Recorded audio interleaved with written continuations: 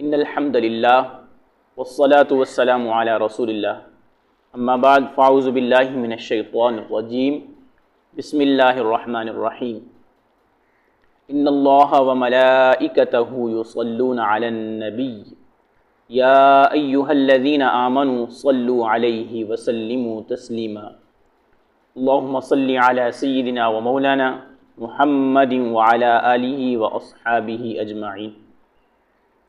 मुअज़्ज़ज़ सामिन नाज़रीन, अस्सलामु अलैकुम व रहमतुल्लाहि व बरकातुहू।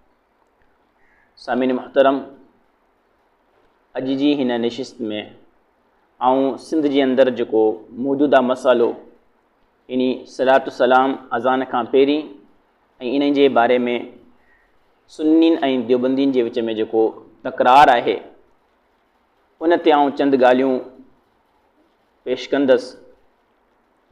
सभ खां पहिरीं आऊं ॿिन्हिनि धुरियुनि जे उलमाए किरामनि खे ऐं अवामुन्नास खे अपील कंदसि त बराए महिरबानी हीअ जेके हालात आहिनि उहे मुनाज़िरे मुबाहले जा मुतहम्मल न आहिनि। हिन वक़्तु जेको सभ खां वॾो उम्मत मुस्लिमा जो मसइलो आहे उहो फ़लस्तीन जो मसइलो आहे।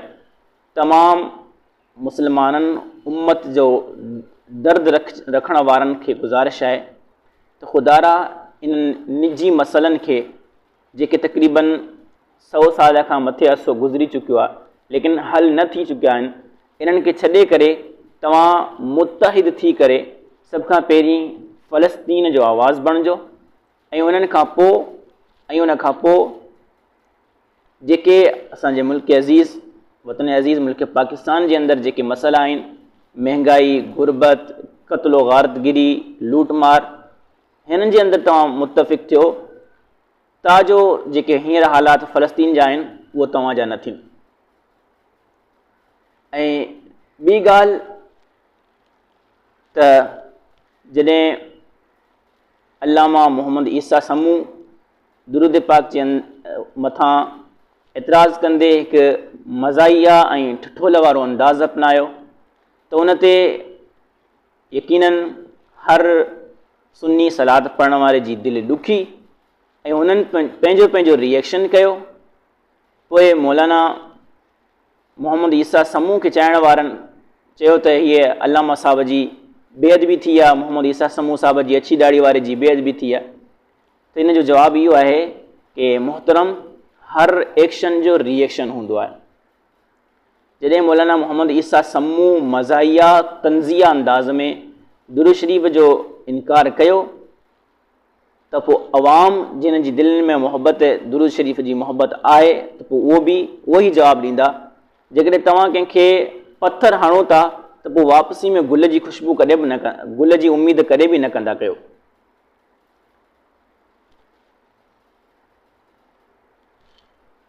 असांखे ॾुख इन शइ जो न आहे त मौलाना मोहम्मद ईसा समूह या देवबंदी मकतब फ़िक्र जा जेके दीगर उलमाए किराम आहिनि उहो दुरूद पाक पढ़ण ते अज़ान खां पहिरीं एतिराज़ कनि था, बल्कि असांखे ॾुख हुन जे जेको मस्ख़रा अंदाज़ आहे उन्हीअ ते आहे। बाक़ी रहियो एतिराज़ ऐं इख़्तिलाफ़, त इख़्तिलाफ़ उम्मती रहमतुन, सरकार जी उम्मत जो इख़्तिलाफ़ त रहमत आहे ऐं इख़्तिलाफ़ इल्म जी सूंह ऐं तहक़ीक़ जो वाधारो आहे। इन में को हर्ज न आहे।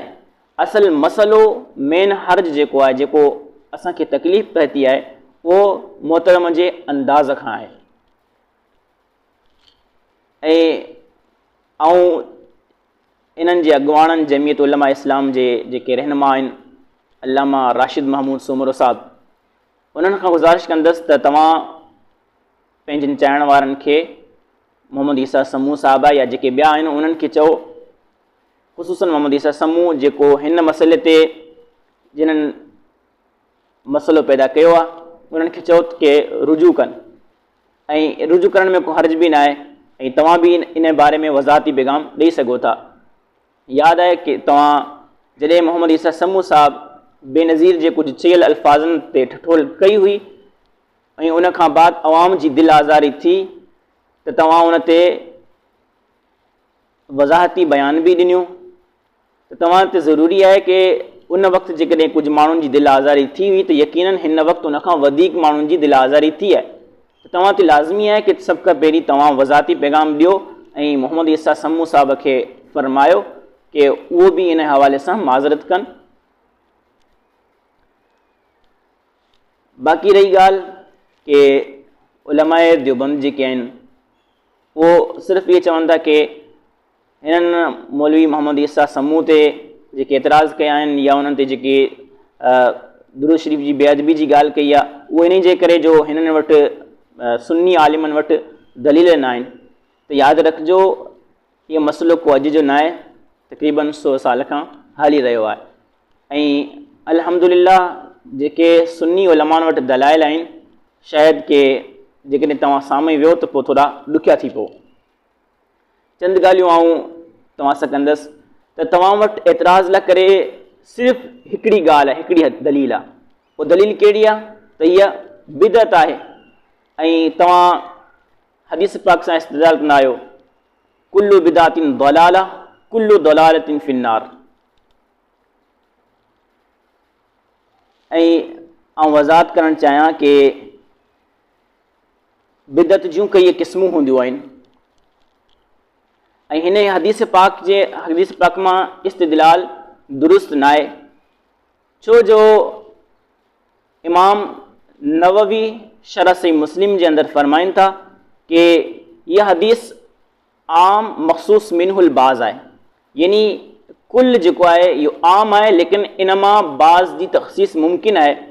ऐं मिसाल ॾेई करे फ़रमाइनि था जीअं हज़रत उमर रज़ी अल्लाह ताला अन्हु तरावी खे बाजमात मुक़रर करे फ़रमायो कि निअमल बिदातु हाज़िही इन्नल्लाह व मलाइकतहु युसल्लूना अलन नबी। हिन ई आयत जे उमूम जे तहत इहो जेको मसइलो आहे हिन मां निकिरी चुकियो आहे। ॿी ॻाल्हि त इमाम शामी रद्दुल मुख़्तार जे अंदरि फ़रमाइनि था कि अज़ान खां बाद सलातु सलाम जेको आहे इहो तक़रीबन 8 हिजरी जे अंदरि ईजाद कयो वियो आहे। अज़ान खां बाद दुरूद शरीफ़ सलातु सलाम। ऐं अॻियां वधी करे फ़रमाइनि था कि अगरचे इहे बाद में ईजाद कयो वियो आहे लेकिन इहा बिदअत हसना आहे। इन खां मालूम थियो त बिदअत हसना बि थी सघे थी, बिदअत सय्या बि थी सघे थी। ऐं अज़ान खां पहिरीं दुरूद शरीफ़ इहो बि बिदअत आहे ऐं बिदअत हसना आहे। ऐं बिदअत का हिकिड़ी न आहे, बिदअत जूं कई अक़सामूं आहिनि। जमहूर उलमाए किराम मुतअद्दिद क़दीम उलमाए किराम इन्हनि जे हवाले सां वज़ाहतूं बयानु करे चुकिया आहिनि। अल्लामा जज़री निहाया जे अंदरि बिदअत जूं 2 क़िस्मूं बयानु कयूं आहिनि, बिदअत हिदायत ऐं बिदअत दलालत। ऐं इमाम नववी शरह सही मुस्लिम जे अंदरि बिदअत जूं 5 क़िस्मूं बयानु कयूं आहिनि। बिदअत वाजिबा, पाण फ़रमाइनि था बिदअत वाजिबा बि आहे, बिदअत मुस्तहब्बा बि आहे, मकरूहा बि आहे, मुहरमा बि आहे ऐं मुबाहा बि आहे। बिदअत जूं 5 क़िस्मूं बयानु करे पोइ उन्हनि जे मथां वज़ाहत कई अथनि कि बिदअत वाजिबा जीअं सरफ़ नहव वग़ैरह सिखणु इहे बिदअत वाजिबा आहे। ऐं अल्लामा इब्न हजर फ़तहुल बारी जे अंदरि बि 5 क़िस्मूं बयानु कयूं आहिनि। ऐं अल्लामा कुर्तुबी अल जामी लि अहकामिल क़ुरान जे अंदरि बिदअत जूं 2 क़िस्मूं बयानु कयूं आहिनि, बिदअत हसना ऐं बिदअत सय्या। ऐं इमाम शामी रद्दुल मुख़्तार जे अंदरि बिदअत जूं 5 क़िस्मूं बयानु कयूं अथनि।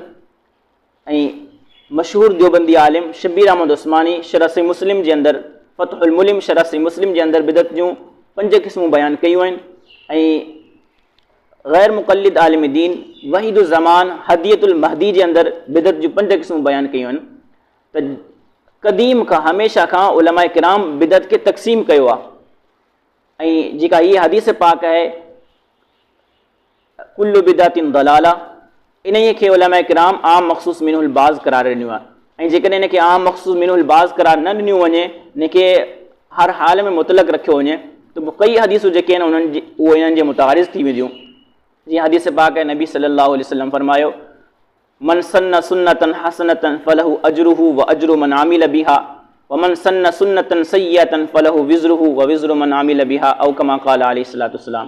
कि जंहिं को नेक कमु ईजाद कयो त उन नेक कम जो अजर उनखे करण वारे खे बि मिलंदो ऐं जेको जीअं ईजाद कयो आहे उनखे बि उनजो अजर मिलंदो।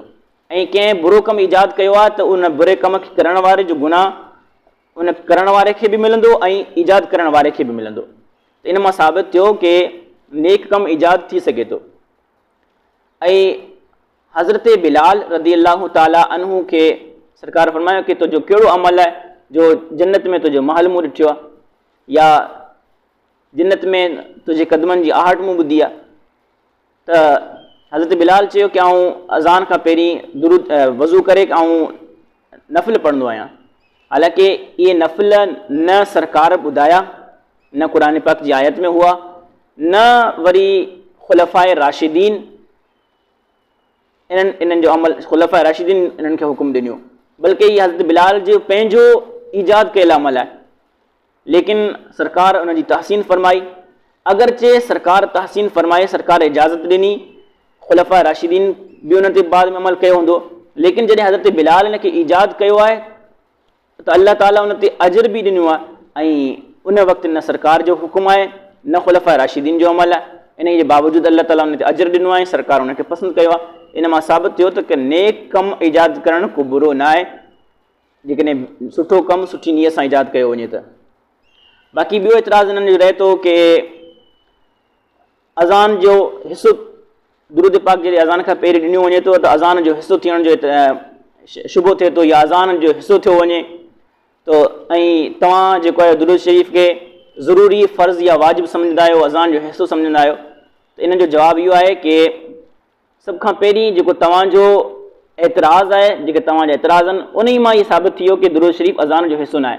छो जो अॼु ताईं तव्हां कंहिं बि देवबंदी अहले हदीस या कंहिं बि मुख़ालिफ़ आलिम दीन इहो न आहे चयो कि सुन्नियुनि जी अज़ान, बल्कि हर कोई चवंदो आहे कि अज़ान खां पहिरीं दुरूद शरीफ़। जेकॾहिं मिलण जो या अज़ान सां मुतसिल थियण जो शुबो हुजे हा त पोइ ईअं चओ आहे कि सुन्नियुनि जी अज़ान, जीअं शीयनि जे अज़ान जे अंदरि अल्फाज़ मिलियल आहिनि त उन्हनि खे शीयनि जी अज़ान अलॻि कई वेंदी आहे ऐं सुन्नियुनि जी अज़ान अलॻि कई वेंदी आहे। त ईअं जेकॾहिं अज़ान सां पहिरीं दुरूद शरीफ़ पढ़ण सां मिलजण जो शुबो हुजे हा त हर कोई ईअं चए कि सुन्नियुनि जी अज़ान हीअ आहे, देवबंदियुनि जी अज़ान हीअ आहे, बल्कि हर कोई चवंदो आहे कि सुन्नी अज़ान खां पहिरीं दुरूद शरीफ़ पढ़ंदा आहिनि। इन मां साबित थियो कि अज़ान खां पहिरीं दुरूद शरीफ़ पढ़ण सां शुबो मिलण जो शुबो न थींदो आहे। ऐं ॿी ॻाल्हि कि तव्हां जेके चवंदा आहियो कि अवां हिन खे वाजिबु सम्झो था या ज़रूरी सम्झो था, त इन जो जवाबु इहो आहे कि असां हरगिज़ हिन खे वाजिबु नथा सम्झूं, न असां हिन खे फ़र्ज़ सम्झूं था, बाक़ी असां हिकिड़ो हिन खे मुस्तहब जाइज़ अमल बिदअत हसना सम्झी करे हिन खे कयूं था ऐं रसूलुल्लाह जी मोहबत में कयूं था। शेख इब्न तैमिया इक़्तिदाउ सिरातुल मुस्तक़ीम जे अंदरि लिखे थो त अगरचे मुस्लमान कई बिदतूं कनि था, जीअं मिलादुन नबी जी बिदत आहे उहो लिखे थो, लेकिन चूंकि उन्हनि जी जेकी नीयत आहे उहो मोहबत रसूल आहे, उन्हनि जे उन अमल बिदत अमल जी वजह सां अल्लाह ताला उन्हनि सां नाराज़ थींदो, लेकिन जेको उन्हनि रसूलुल्लाह सां मोहबत जो जेको इज़हार कयो आहे अल्लाह ताला उनखे ज़रूरु अजर ॾींदो। त सुन्नियुनि जी जेको अमल आहे इहो उहो यकीनन रसूलुल्लाह जी मोहबत में आहे, अल्लाह ताला हिन ते ज़रूरु अजर ॾींदो। ऐं ॿी ॻाल्हि त असां हिनखे यकीनन ज़रूरु फ़र्ज़ या वाजिबु नथा सम्झूं, हिन जो दलील इहो आहे त असां सुन्नियुनि जो हिकिड़ो वॾो इदारो जामिया नईमिया मुफ्ती मुनीबुर रहमान साहिब जो जेको इदारो आहे ऐं उन सां जेके मुल्हिक मस्जिदूं आहिनि उन्हनि जे अंदरि जेको दुरूद शरीफ़ आहे उहो अज़ान खां बाद में पढ़ियो वेंदो आहे, पहिरें डायरेक्ट अज़ान ॾिनी वेंदी आहे। लेकिन अॼु ताईं कंहिं बि सुन्नी आलिम न उन ते एतिराज़ कयो आहे, न मुफ्ती मुनीबुर रहमान खे बुरो भलो चयो आहे। त इन मां साबित थियो त असां हिनखे न फ़र्ज़ सम्झूं था, न वाजिबु सम्झूं था, बल्कि हिकिड़ो मुस्तहब सम्झी करे कयूं था। अॻियां कयो वञे या पोयां कयो वञे, हिन में को हर्ज़ न आहे। अल्लाह रब्बुल इज़्ज़त असां सभिनी खे अक़्ल सलीम जी तौफ़ीक़ अता फ़रमाए।